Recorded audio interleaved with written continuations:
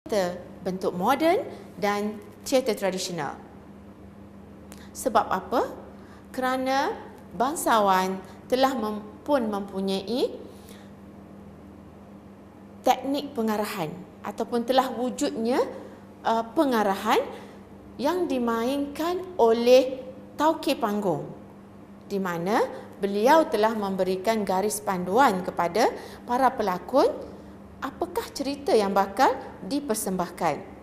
Garis panduan ini kalau dalam teater moden ialah skrip, di mana pelakon-pelakon akan menghafal skrip.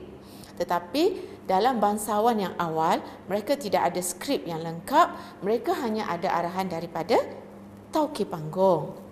Ciri istimewa bangsawan ialah extra turn yang merupakan masa rehat atau selingan antara pertukaran satu babak ke satu babak.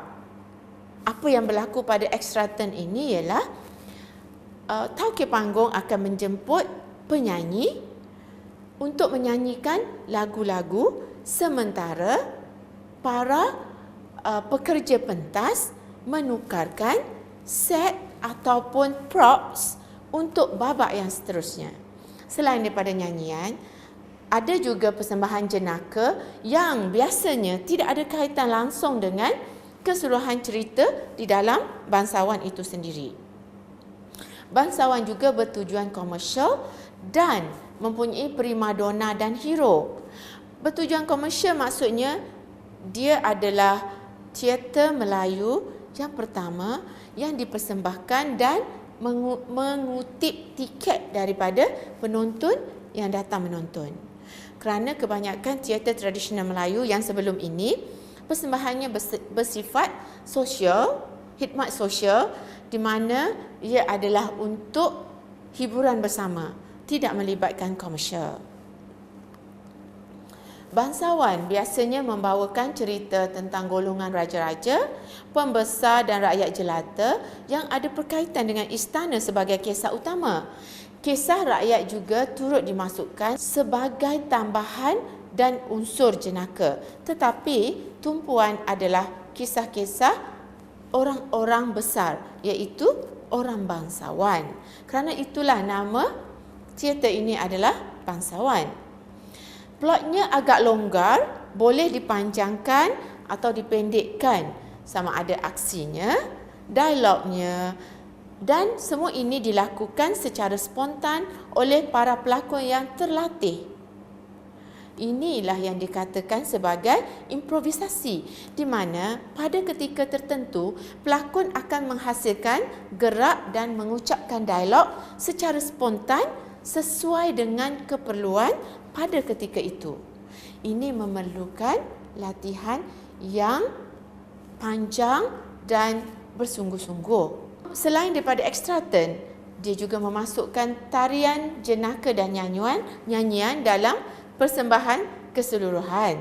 Selain daripada pengucapan harian, dialognya mungkin ataupun boleh juga terdiri daripada bahasa berirama ataupun bahasa yang puitis yang diungkapkan oleh pelakon-pelakon mungkin dalam bentuk dialog harian ataupun nyanyian.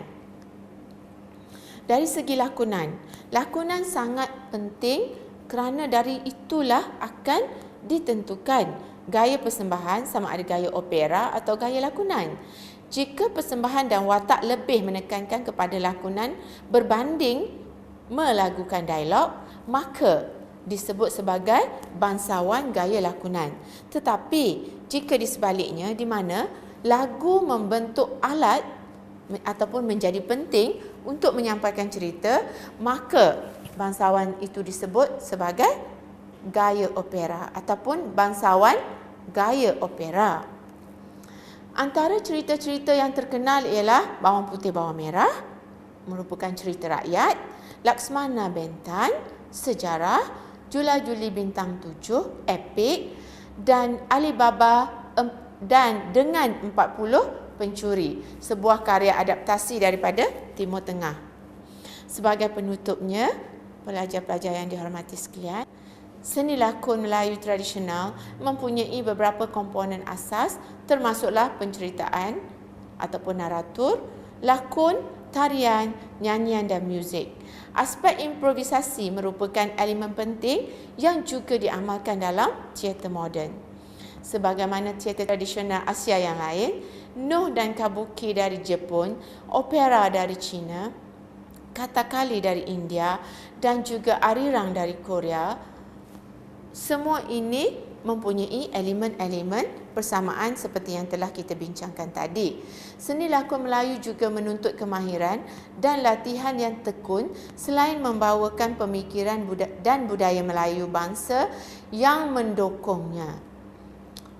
Sekian, terima kasih. Saya harap anda mendapat manfaat daripada kursus ini.